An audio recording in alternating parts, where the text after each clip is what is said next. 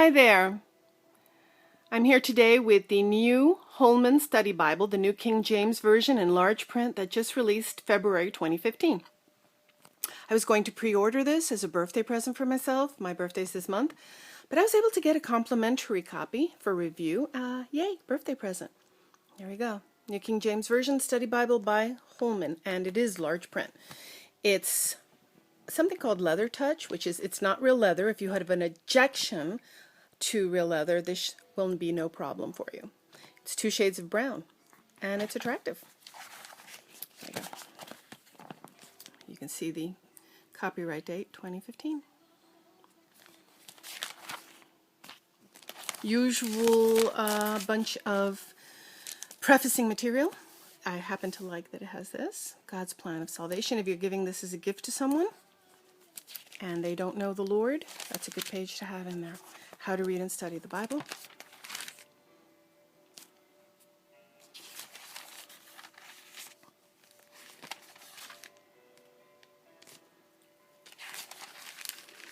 Okay, and now we get into the actual text. All the books are laid out in the same way as you're about to see in Genesis. And it's like this. Large title, short introductory material, an establishing photograph.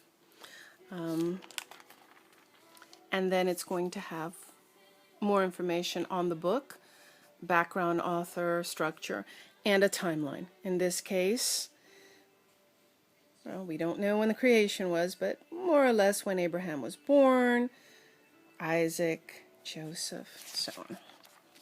Now, the first page of actual text. This much is text, and this much is study notes. Text, study notes. To give you an idea what a note might be like, let's see if we can zoom in on one of them. There we go.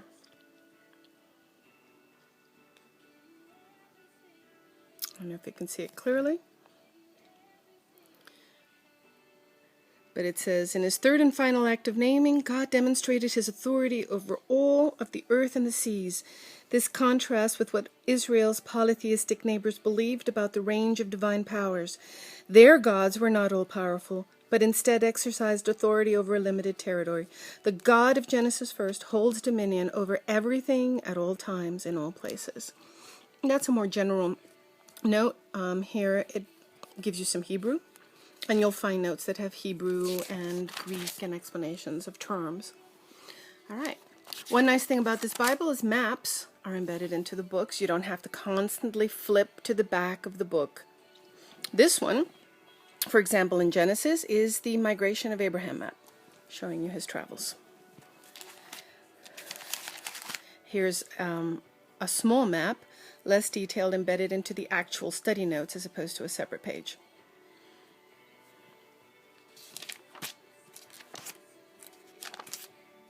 And there's a chart of Jacob's family.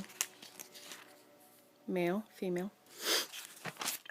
More maps embedded in the notes. These are the travels of Jacob. Here's a chart. This one, the 10 Commandments. Has the commandment, the passage where it's found, related passages, related New Testament passages, and Jesus' teaching on it. Okay, pull back. Let's do a little flipping. And this is Numbers. And here's beautiful Levitical cities and cities of refuge.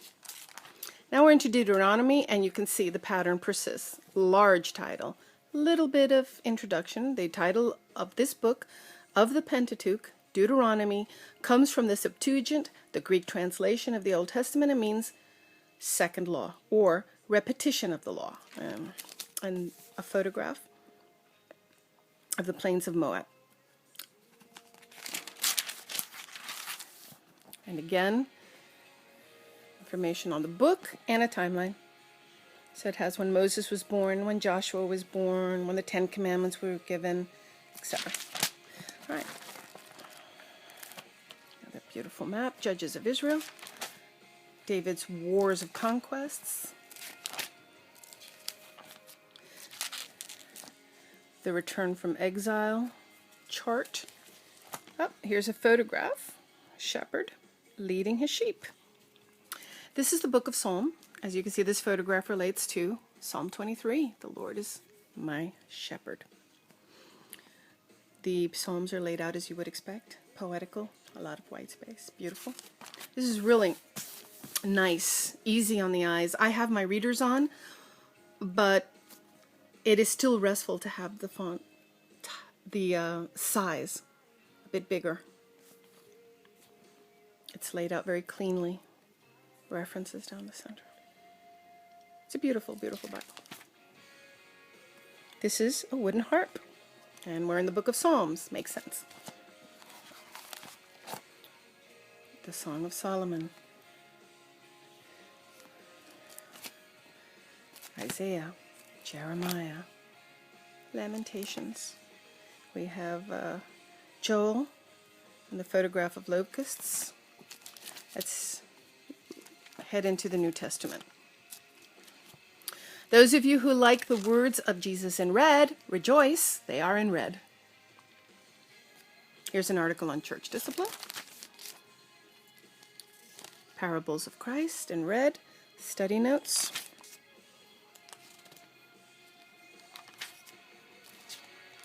What a lovely Bible. I have been really enjoying using this the last week. I don't remember if I mentioned, but there are 2 ribbons. So you can mark one spot in the Old Testament and mark another one in the New Testament. Mine is marked for Acts. You can see I've already done some highlighting, as this is where the church is teaching right now, the pastor's sermon. So, Acts. Photograph of the aqueduct at Caesarea Maritima.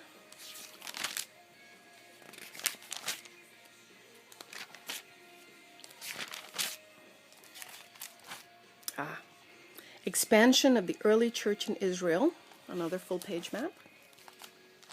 Another map set in Acts. You can see it's set in the book. You do not have to flip around. The information's right there. This one happens to be the second missionary journey of Paul. Beautiful. The Message and Lifestyle of the Apostles. It's an article by Michael J. Wilkins. Here's a photograph, the excavations in Corinth. And guess what? The book of 1 Corinthians. Not a surprise, right?